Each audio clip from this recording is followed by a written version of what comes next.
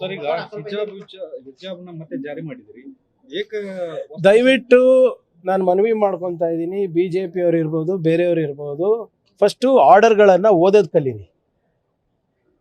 ಎಲ್ಲ ಧರ್ಮಗಳಿಗೆ ಅವರವರ ಆಚರಣೆ ಮಾಡಲಿಕ್ಕೆ ಒಂದು ಕಾನೂನಿನ ಚೌಕಟ್ಟಿನಲ್ಲಿ ಏನು ಅವಕಾಶ ಇದೆ, ಸಂವಿಧಾನಿಕವಾಗಿ ಏನು ಅವಕಾಶ ಇದೆ, ಅದನ್ನ ನಾವು ಮಾಡಿರೋದು. ಯಾವುದೇ ಒಂದೇ ಧರ್ಮಕ್ಕೆ ಮಾಡಿಲ್ಲ. ಈಗ ಜನಿವಾರ ಬಿಟ್ಟಿದ್ದೀವಿ, ಅದೇನು ಮುಸಲ್ಮಾನರು ಹಾಕೊಂತಾರ, ತಿಲಕ್ ಹಾಕೊಂತಾರ, ಸಂದಲ್ ಹಾಕೊಂತಾರ, ಬೂದಿ ಹಾಕೊಂತಾರ? ಸುಮ್ಮನೆ ಇದು ಅವರು ಮೋದಿ ಅವರ ಕಾರ್ಯವೈಖರ್ಯವನ್ನ ಮುಚ್ಚಿಡಕ್ಕೆ ಇವತ್ತು ಸುಮ್ಮನೆ ಇದು ಇಶ್ಯೂ ಮಾಡ್ತಾ ಇದ್ದಾರೆ. ಆರ್ಡರ್ ಓದಿದಾರ ಅವರು ಕರೆಕ್ಟಾಗಿ? ನೋಡ್ರಿ, ಈಗ ಶಾಲೆಗಳು ತೆಗ್ದಿರೋದೇನಕ್ಕೆ? ಮಕ್ಕಳಿಗೆ ಒಂದು ಒಳ್ಳೆ ಭವಿಷ್ಯ ಇರಬೇಕು, ವಿದ್ಯಾಭ್ಯಾಸ ಆಗಬೇಕು, ಅವರಿಗೆ ಉದ್ಯೋಗ ಸಿಗಬೇಕು ಅಂದ್ಬಿಟ್ಟು ನೀವು ಅದು ಇದು ಬಿಟ್ಟು ಇವೆಲ್ಲನೂ ವಿಚಾರ ತಂದ್ಬಿಟ್ಟು ಅವ್ರ ಭವಿಷ್ಯ ಯಾಕೆ ಹಾಳು ಮಾಡ್ತಾ ಇದ್ದೀರಾ?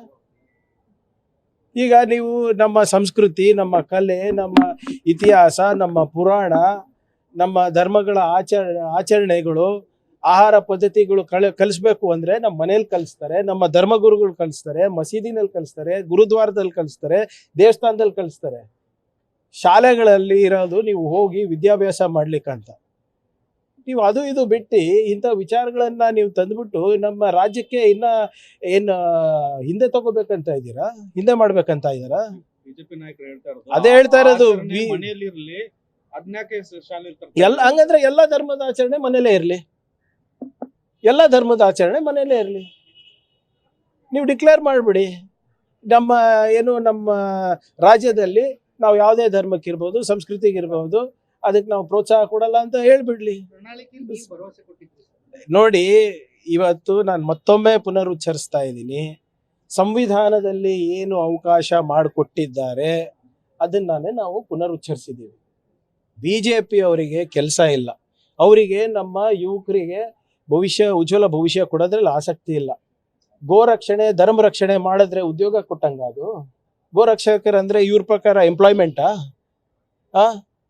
ನೀವು ನಮ್ಮ ಪುರಾಣ ಇರ್ಬೋದು, ನಮ್ಮ ಇತಿಹಾಸ ಇರ್ಬೋದು, ಕಲಿಬೇಕು, ಇಲ್ಲ ಅಂತಿಲ್ಲ. ಯಾರು ಬೇಡ ಅಂದಿದ್ದಾರೆ? ಅದಕ್ಕಾದಂಥ ಒಂದು ಸಪ್ರೇಟ್ ಬೇಕಾದರೆ ಒಂದು ದಿನ ಇಡೋಣ, ಬೇಕಾದರೆ ಒಂದು ಸಬ್ಜೆಕ್ಟೇ ಇಡೋಣ. ಮಕ್ಕಳಿಗೆ ಏನು ಬೇಕ್ರಿ? ವೈಜ್ಞಾನಿಕ ಮನೋಭಾವನೆ ಬೇಕು, ಉದ್ಯಮಶೀಲತೆ ಬೇಕು, ಅವರಿಗೆ ಏನು ಆ ಸಮಾಜದಲ್ಲಿ ಏನು ಒಂದು ಸ್ವಾಭಿಮಾನದ ಬದುಕು ಕೊಡುವಂತ ಬೇಕು. ಕಲೀರಿ. ಅಲ್ಲಿ ಚೈನಾ ನೋಡಿ ಏನು ಮಾಡ್ತಾ ಇದ್ದಾರೆ, ಅಲ್ಲಿ ಅಮೆರಿಕಾನಲ್ಲಿ ನೋಡಿ, UK ನಲ್ಲಿ ನೋಡಿ ಏನಾಗ್ತಾ ಇದೆ.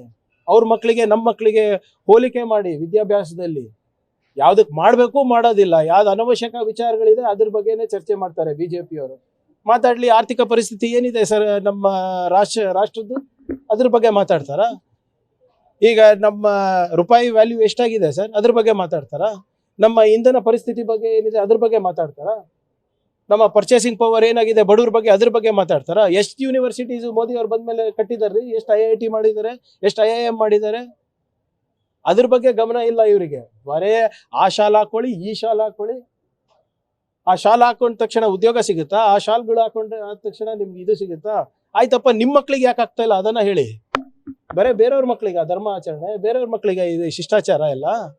ನಿಮ್ಮ ಮಕ್ಕಳೆಲ್ಲ ಒಳ್ಳೊಳ್ಳೆ ಕಾಲೇಜು, ಒಳ್ಳೊಳ್ಳೆ ಸ್ಕೂಲು, ಒಳ್ಳೊಳ್ಳೆ ಫಾರಿನ್ ಯೂನಿವರ್ಸಿಟಿಗೆ ಹೋಗ್ಬೇಕು, ಉದ್ಯಮಿಗಳಾಗಬೇಕು, ನವೋದ್ಯಮಗಳು ಮಾಡಬೇಕು.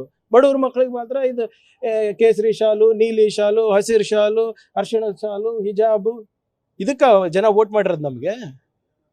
ಮುಸ್ಲಿಂ ಸಮುದಾಯದ ಓಲೈಕೆಯಾಗಿ ಅದಕ್ಕೆ ಹೇಳ್ತಾ ಇರೋದ್ರಿ, ಎಲ್ಲಾನು ಕಾನೂನಾತ್ಮಕವಾಗಿ ಚರ್ಚೆ ಮಾಡ್ಬಿಟ್ಟೆ ಮಾಡಿರೋದು ಇದು. ಇದರಲ್ಲಿ ವಾಟ್ ಈಸ್ ಅನ್ಕಾನ್ಸ್ಟಿಟ್ಯೂಷನಲ್ ಹೇಳಿ? ಏನು BJPಗೆ ಹೇಗೆ ಅನುಕೂಲ ಆಗುತ್ತೆ ಅದ್ರ ಪ್ರಕಾರ ನಾವು ಆದೇಶ ಹೊರಡಿಸ್ಬೇಕಾ? ದಯವಿಟ್ಟು ನಾನು ನಮ್ಮ ಮಾಧ್ಯಮ ಸ್ನೇಹಿತರಿಗೆ ಹೇಳ್ತಾ ಇರೋದು, ನಮ್ಮ ಮಕ್ಕಳ ಭವಿಷ್ಯಕ್ಕೆ ಮತ್ತೆ ಧರ್ಮಕ್ಕೆ ನೀವು ಮಿಕ್ಸ್ ಮಾಡಕ್ ಹೋಗ್ಬೇಡಿ ಯಾರಿಗೂ. ಆ BJP ಅವರು ಕೆಲಸ ಇಲ್ಲ ಸ್ವಾಮಿ.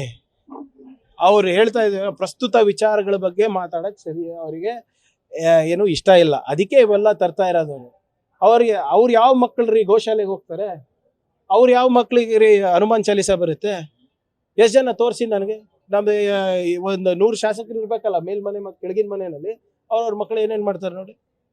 ಸುಮ್ನೆ ಇದೆಲ್ಲ ಬರೇ ಬಡವ್ರ ಮಕ್ಕಳಿಗೆ. ಈಗ ಸರ್ಕಾರ ಬಂದು 3 ವರ್ಷ ಆದ್ಮೇಲೆ ಈ ತೀರ್ಮಾನ ತೆಗೆದುಕೊಳ್ತಾ ಇರೋದ್ರ ಹಿಂದೆ ನೋಡಿ ಕನ್ಸಲ್ಟೇಟ್ ಸರ್ಕಾರದ ವಿರುದ್ಧ ಇದೆ, ಏನು ಸಮಾವೇಶ ಬೇರೆ ಮಾಡ್ಲಿಲ್ಲ. ಮಾಡ್ತಾ ಇದ್ರೆ ಮುಸ್ಲಿಂ ಭರವಸೆ ಕೊಟ್ಟಿದ್ರು, ಈಡೇರಿಸಲಿಲ್ಲ ಅಂತ ಬಹಿರಂಗವಾಗಿ ಮಾತನಾಡ್ಲಿಕ್ಕೆ ಶುರು ಮಾಡಿದ್ದಾರೆ. ಈ ಮುಸ್ಲಿಂ ಸಮಾವೇಶ ನೋಡಿ ಮಾಡ್ತಾ ಇದ್ದಾರೆ. ಈಗ ಕಾರಣಕ್ಕಾಗಿ ಸರ್ಕಾರ ಈ ನೋಡಿ, ತೀರ್ಮಾನ ತಗೊಂಡಿದೆ. ಬಿಜೆಪಿ ಅವ್ರಿಗೆ ಕೇಳ್ಬಿಟ್ಟು ನಾವು ಸರ್ಕಾರ ನಡೆಸ್ತೀವೇನ್ರಿ? It is the government of the decision, when it wants it will take. ಇವ್ರಿಗೇನು ಸಮಸ್ಯೆ?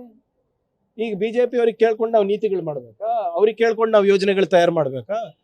ನಾವು ಒಂದು ಕನ್ಸಲ್ಟೇಟಿವ್ ಪ್ರೊಸೆಸ್ ಮಾಡಿದ್ವಿ, ಎಲ್ಲ ಸಮುದಾಯಗಳಿಗೆ ಮಾತಾಡಿದ್ವಿ, ಮುಖಂಡರಿಗೆ ಮಾತಾಡಿದ್ವಿ, ಕಾನೂನು ತಜ್ಞರಿಗೆ ಮಾತಾಡಿದ್ವಿ, ಸಂವಿಧಾನ ತಜ್ಞರಿಗೆ ಮಾತಾಡಿದ್ವಿ, ಅದಾದ್ಮೇಲೆ ತಂದಿದ್ದೀವಿ.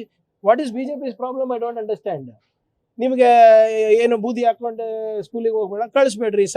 ಇದೆಲ್ಲ ಹಾಕೋತಾರಲ್ಲ, ಇಲ್ಲಿ ಸಂಡಲ್ ಹಾಕೊಂತಾರೆ, ಕುಂಕುಮ ಹಾಕೊಂತಾರೆ. ನಿಮ್ಗೆ ಇಲ್ಲ ಅಂದ್ರೆ ಬಿಡಿ, ಇಷ್ಟ ಇದ್ರೆ ಹಾಕೊಂಡು ಹೋಗಿ, ಯಾರು ಬೇಡ ಅಂದಿದ್ದಾರೆ?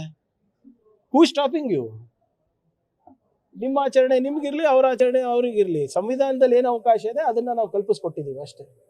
ಬಿಪಿಜಿ ರಾಮ್ಜಿದು ಅಧಿಕೃತವಾಗಿ ಆದೇಶ ಈ ಮಾಡಿದ್ದಾರೆ.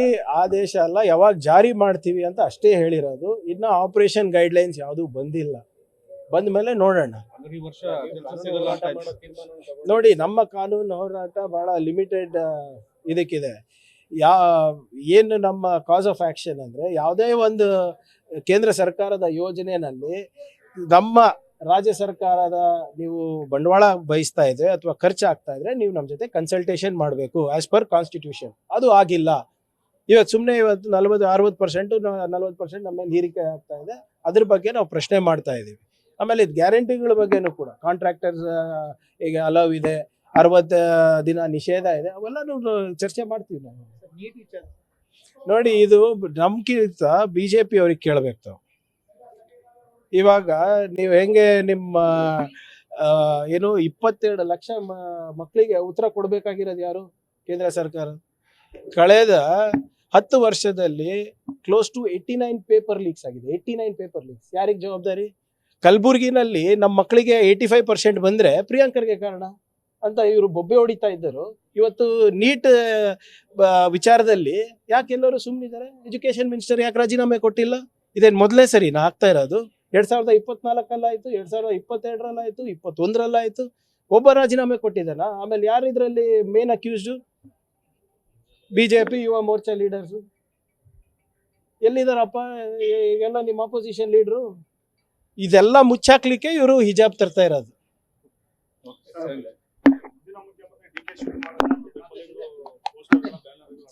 ಹಾಕಿದವರಿಗೆ ಕೇಳಬೇಕಪ್ಪ. ನೀವು ನಮ್ ಕೇಳಿದ್ರೆ ಹೆಂಗೆ? ನಾನ್ ಹಾಕಿದ್ರೆ ನೀವು ಕೇಳಬೇಕು. ಗೊಂದಲ ಸೃಷ್ಟಿಯಾಗಿ ಈಗ ಅಲವ್ ಅಂತ ಇಲ್ಲ, ಒಂದ್ ನಿಮಿಷ. ಅಲವ್ ಅಂದ್ರೆ ನಮ್ ಕೇಳಿ ಪ್ರಿಂಟ್ ಮಾಡ್ತಾರಾ? ಹೇಳಿ. ನಾನು ಹಿಂಗೆ ಪದ ಬಳಕೆ ಮಾಡ್ತಾ ಇದ್ದೀನಿ, ಹಿಂಗೆ ನಾನು ಮೆಸೇಜ್ ಕಳಿಸ್ತಾ ಇದ್ದೀನಿ ಅಂದ್ಬಿಟ್ಟು ಯಾರನ್ನ ಹೀಗೆ ಕೇಳಾಕ್ತಾರ? ಅವ್ರವ್ರ ಅಭಿಮಾನದಿಂದ ಅವ್ರು ಹಾಕೊಂಡಿರ್ತಾರೆ. ಯಾರು ಅಫಿಷಿಯಲ್ ವೆಬ್ಸೈಟ್ ನಲ್ಲಿ ಯಾರು ಹಾಕಿದ್ದಾರೆ? ಯಾರು? ಅದು ನನಗೆ ಗೊತ್ತಿಲ್ಲ. ಅವ್ರ ಅಫಿಷಿಯಲ್ ಎಕ್ಸ್ ಅಲ್ಲ, ಕೆಪಿಸಿಸಿ ಅಫಿಷಿಯಲ್, ಅದು ನನಗೆ ಮಾಹಿತಿ ಇಲ್ಲ. ಸಿಎಂ ಆಯ್ಕೆ ಆಗಿದೆ ಸರ್, ಸತೀಶ್ ಅವರು ಆಯ್ಕೆ ಆಗಿದ್ದಾರೆ. ಕರ್ನಾಟಕದ ಇತಿಹಾಸ ಮಾಡ್ತಾರೆ ಹೀಗೆ ಸರ್. ಅದು ಬಹಳ ಸ್ಪಷ್ಟವಾಗಿ ಹೇಳಿದಾರಲ್ಲ. ಖರ್ಗೆ ಸಾಹೇಬ್ರು ಇರ್ಬೋದು, ರಣದೀಪ್ ಸಿಂಗ್ ಸುರ್ಜೇವಾಲಾ ಅವರು ಇರ್ಬೋದು, ಅವಶ್ಯಕತೆ ಇದ್ದಾಗ ಕರೆಸ್ತೀವಿ ಅಂತ. ಅವಶ್ಯಕತೆ ಇದ್ದಾಗ. ನ್ಯೂಸ್ ಫಸ್ಟ್ ನಿರ್ಭೀತಿಯಿಂದ ನಿಮ್ಮ ಪರವಾಗಿ.